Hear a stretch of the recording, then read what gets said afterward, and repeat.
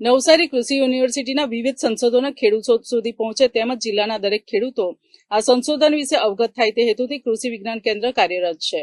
આ સેમિનારમાં ખેડૂતોને આવક વધારવા માટે ખેતી ખર્ચ ઘટે એવી વૈજ્ઞાનિક પદ્ધતિનો ઉપયોગ કરે તે બાબતે માર્ગદર્શન આપવામાં આવ્યું હતું।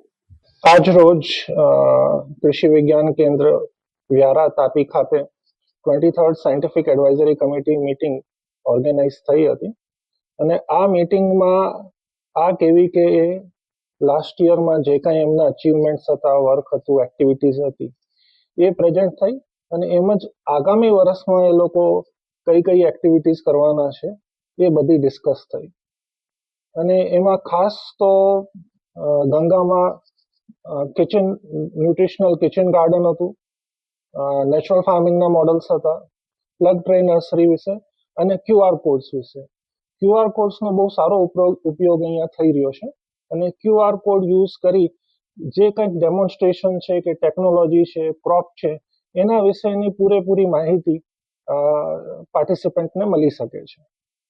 એ ઉપરાંત કેવીકેની જેટલી પણ મેન્ડેટેડ એક્ટિવિટીઝ છે એ બધી જ એક્ટિવિટીઝમાં અહીંયા ખૂબ સારું કામ થઈ રહ્યું છે। ખાસ કરીને વોકેશનલ કોર્सेसમાં અહીંયા પોલ્ટ્રીના વોકેશનલ કોર્सेस ચાલે છે, કેન્ડલ મેકિંગના વોકેશનલ કોર્सेस ચાલે છે। પછી ઘણા અહીંયા સક્સેસફુલ ફાર્મર્સ પણ આજની મિટિંગમાં હતા અને એ ફાર્મર્સ મશરૂમ જોડે જોડાયેલા છે, નેચરલ ફાર્મિંગની પ્રોડક્ટ્સ બનાવે છે, મિલેટ્સમાંથી લડ્ડુઝ બનાવે છે। તો એ બધા ફાર્મર્સ જોડે બી બહુ સારું ઇન્ટરેક્શન